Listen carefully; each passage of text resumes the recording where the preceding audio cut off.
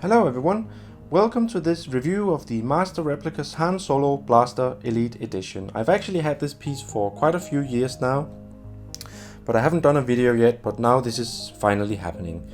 As you can see, I have the box here on the table. This box actually only contains the blaster itself. The whole package contains also a display stand and a display cover, as well as some paperwork and the plaque. But I want to give you a sense of what it is like to open this blaster up, or at least give you an idea of the presentation that it comes in. So I'm going to do that in this video as well. And I'm also going to add a lot of photos in this video because it can be difficult to get some of the details on video, so I'm going to throw in some still photos instead. And at the end of this video I'm going to show you all of my still photos, kind of like a montage or whatever.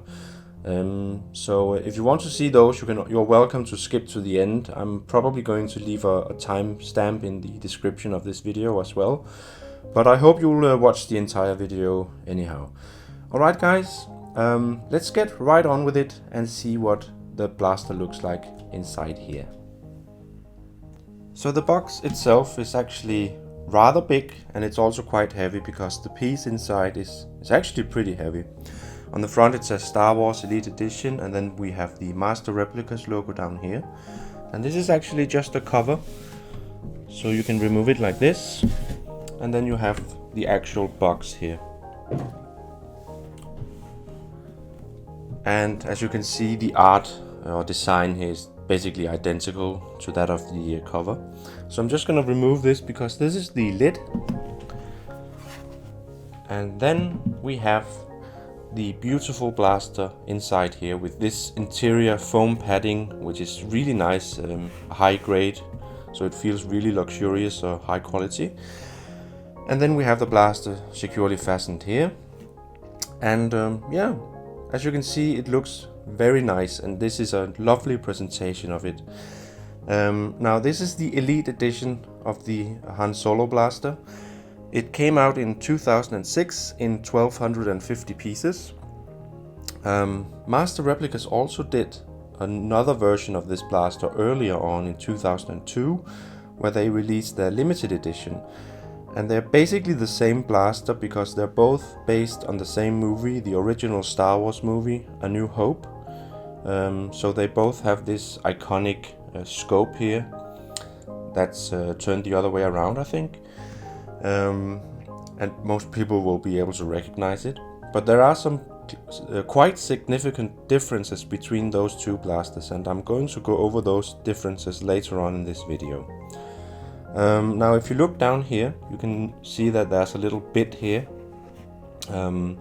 This is a T-track, and I don't know the entire story behind this. I did read it at some point, but the thing is that you can switch these antenna greeblies. I don't know how well you can see them, but there are some small greeblies or toggle switches up here attached to the top of the barrel, or the cylinder here, and you can actually switch these out with this little T-track. And I think that the original filming prop was actually a functioning gun, and during some period of time it actually changed because it was fired or something, and then these antenna greeblies fell off, and then instead they attached these T-tracks to replace them. I think the story goes something like that, but you can probably read up on that somewhere on the internet. But it's really nice that you have this option of modification, because then you can actually make the blaster look the way that you prefer, according to the source material that you prefer. Anyways guys, let's move on. I'm gonna pick up the blaster now, and then I'll continue talking a bit about it. So yeah, give me 2 seconds. Alright guys, here we go. So this is the favorite weapon of Han Solo, the DL-44 blaster. This is the version that you see in the movie A New Hope, the original Star Wars movie, and you actually also see this design of the blaster in the most recent Star Wars movie, as of this recording, The Force Awakens. And it's really nice to see that they reuse the original look of this blaster in the most recent movie. I think that's really nice, and of course when I also have it in my collection, it's really nice to be able to see it in a new context. That's really cool. If you look at the version of this blaster in Empire or Return, it slightly changes its appearance. It has a different scope, most importantly, and I think just some of the small details are different. But the version that you have here, the A New Hope version, is definitely the one that I prefer, and that's why I chose to add this to my collection originally. I just really find that this scope here, which is a rifle scope I believe, is fitted on backwards also. I find it to be the most iconic detail of this blaster, and this is just really what I relate to Han Solo. Now, as I said, this is the Elite Edition, and it came out in 2006 in an edition size of 1250. It was originally priced at $649, and yeah, it actually sold out, or it actually didn't sell out, I think, within the first year of its release, and that's pretty remarkable. And it's also a bit ironic because people really want to get this blaster today. As I also said earlier in this video, this blaster was preceded by the 2002 version, also by Master Replicas, which is called the Limited Edition. And the main difference between these two versions of the same blaster is that the Limited Edition is based on Odenik's Mauser replica, whereas the Elite Edition, this one here, is based on the MGC replica, Model Gun Corporation.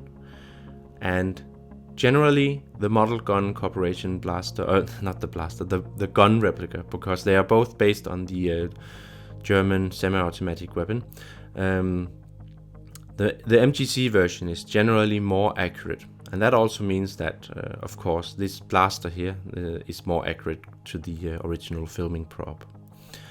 And there are some slight differences also, because at the time that they decided to make the Elite Edition, new discoveries had been made as to the measurements and size and dimension and proportions of different details and bits and pieces of the blaster. And they made these changes on the Elite Edition. So you can say that the Elite Edition is generally more accurate. You see this on the suppressor here, which is differently proportioned, and on the heatsink here, the grill here. Yeah, and I'm just going to go over some of the basic differences between the two. The scope is actually functional here, or you can at least look through it. I don't know how efficient it really is.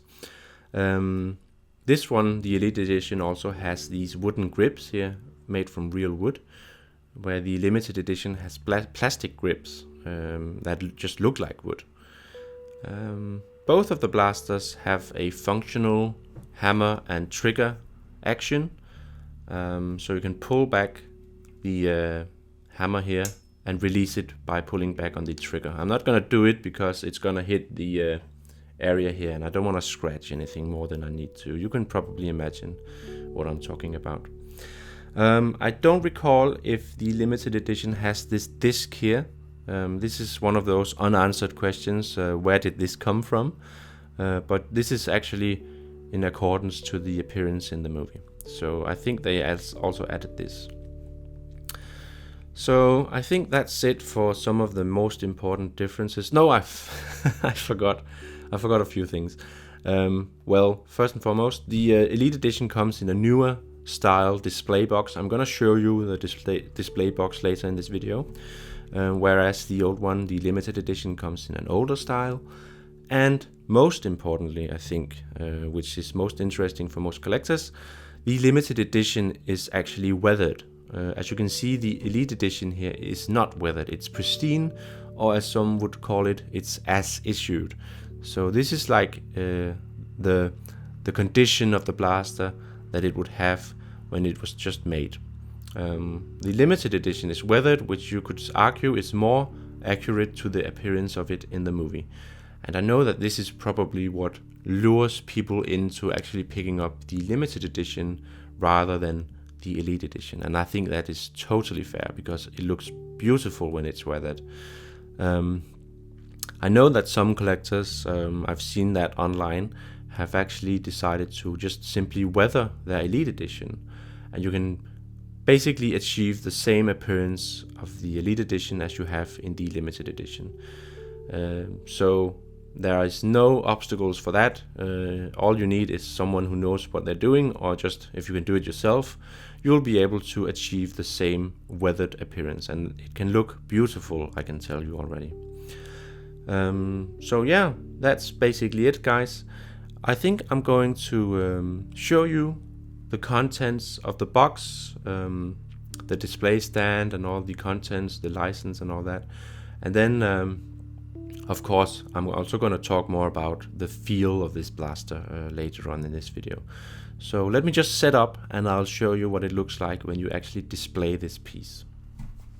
Alright guys, so as you can see, I have the display stand now on my rotating turntable here, and I already installed the blaster onto it also. Now the display stand itself is your standard display stand, and it basically comes like this with every Master Replicas piece out there. You have this clear piano finish going on the bottom, you have this mirror surface going on, and then you have these transparent plastic holders here that hold the piece in place. It looks beautiful. It really gives the piece this kind of museum quality when you're displaying it, and it just looks awesome, I think.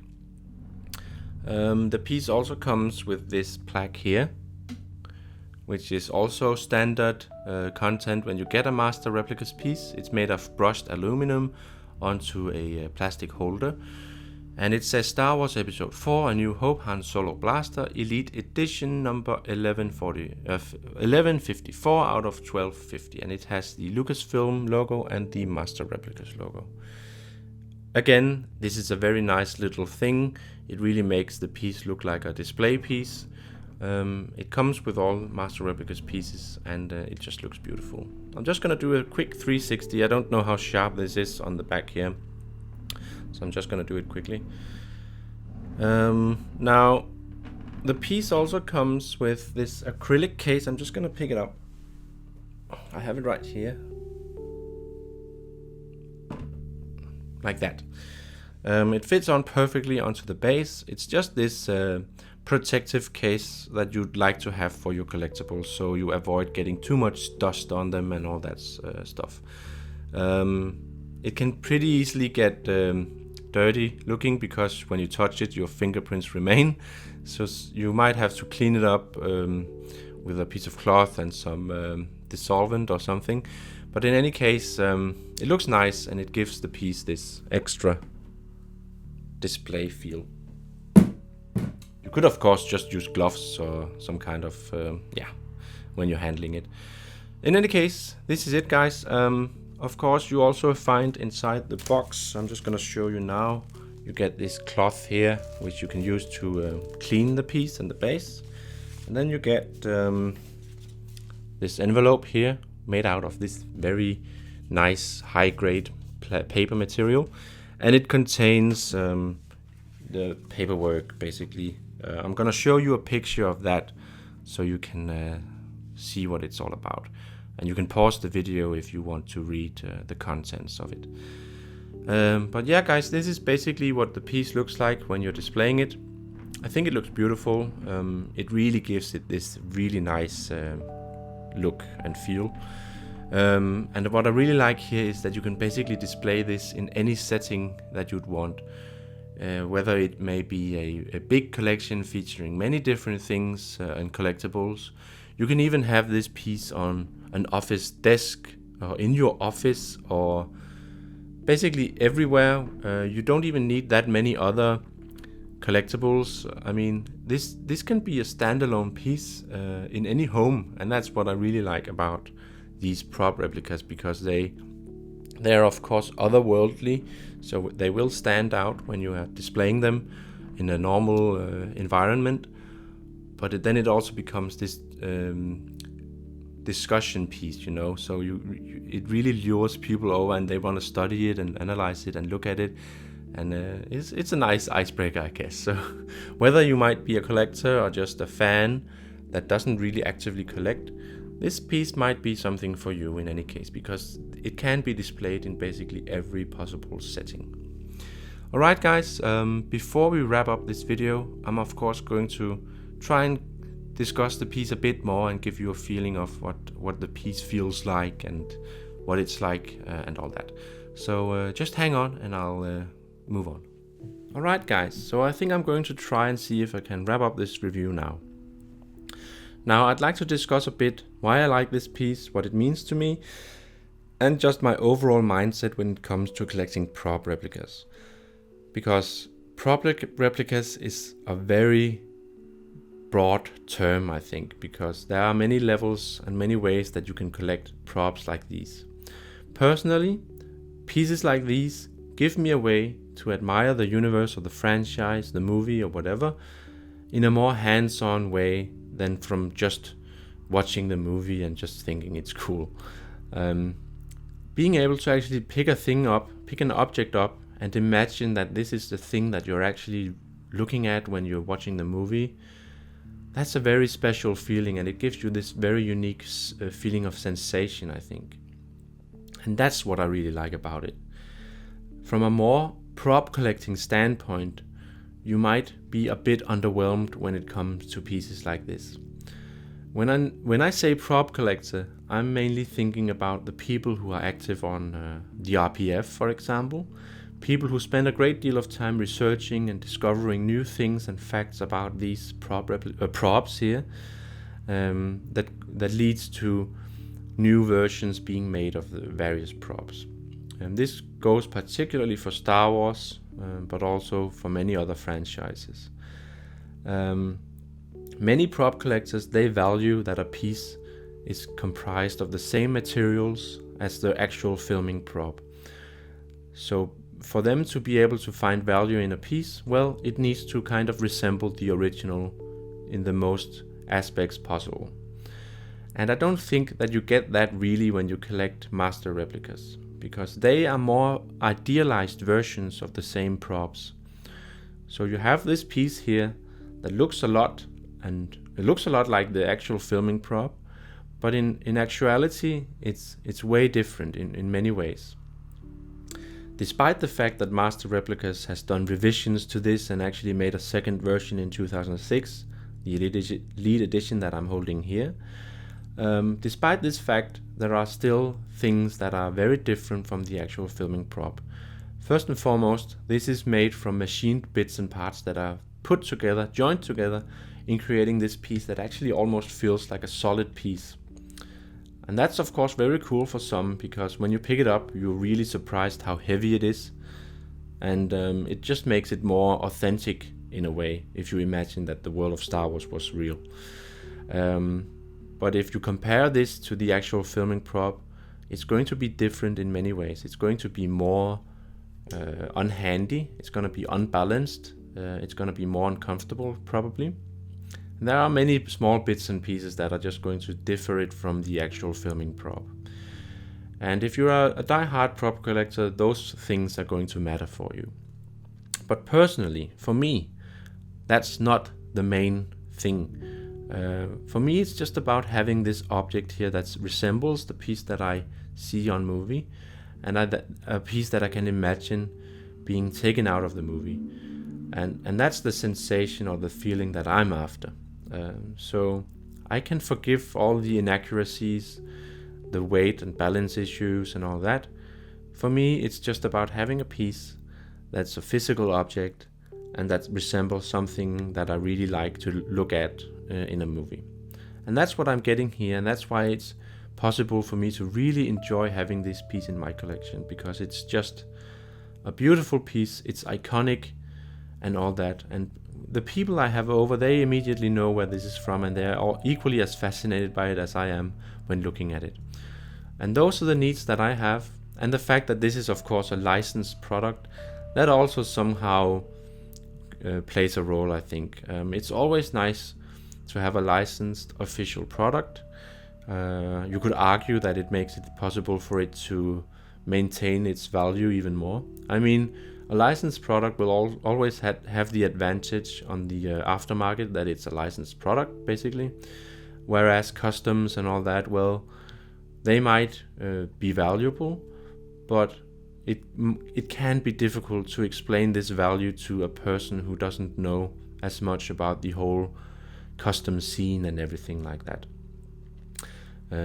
So having a licensed product also just makes it more easy for a consumer to feel that you have something of value in your collection, and you can kind of put your mind at ease that people will be able to acknowledge this fact despite their level of knowledge about this whole area. Anyways, I'm really happy to have this piece in my collection, and I can of course recommend it to everyone, even if you're a real prop collector, quotation mark. I think this piece has some value. But it's very expensive, and last time I checked eBay for the prices of this particular blaster, I think it was priced at almost 4 times the price that I paid back in the day when I picked up this blaster. And back then I thought it was even too expensive. So I know it's going to be difficult today to find this blaster on the market, and especially also find the money to actually pay for it. And I think the fact that Star Wars is coming back now stronger than ever, probably, with the new movies and all that, things are going to be very interesting in the future, in the near future, to see how they develop, especially on the aftermarket. And the fact that this is also seen in The Force Awakens, as I mentioned early on in this video, well, it just gives this piece more relevance, and it just makes it a more sought after piece, I expect. But I can of course highly recommend it, and it's really worth having looking out for, because you might be able to strike a deal despite the fact that it's highly priced today. You never know, and you should definitely keep tabs on the market to check occasionally. So I can highly recommend it. I only have 2 of these in my collection. I have the lightsaber Luke Skywalker, also from the same movie, A New Hope. It's also an Elite Edition, actually. And then I have this one, and that's actually all I plan to get when it comes to these replicas here. I just needed those 2 because then I feel I was covered. I had a lightsaber to represent the Jedi, and then I have this blaster to represent basically everyone else, all the scoundrels and all the average people in the Star Wars universe. And I'm happy to have things covered this way. The only blaster that I might want to pick up in the future might be the Stormtrooper one, because it's also just so amazingly iconic. But again, it's going to be difficult with the prices today. So rest assured that I can share in your frustration that these things have reached the prices that they have today. But that's just part of collecting, I guess. Anyways, guys, I hope this didn't take too long. I'm sorry if I started rambling too much, but I just felt that I needed to add this to my video in order to somehow explain my mindset when it comes to collecting props like this one. If you have any questions or comments, go ahead and post them in the comment section below. And do remember to also like and subscribe. I hope you enjoyed watching this, and I'll see you guys in my next video.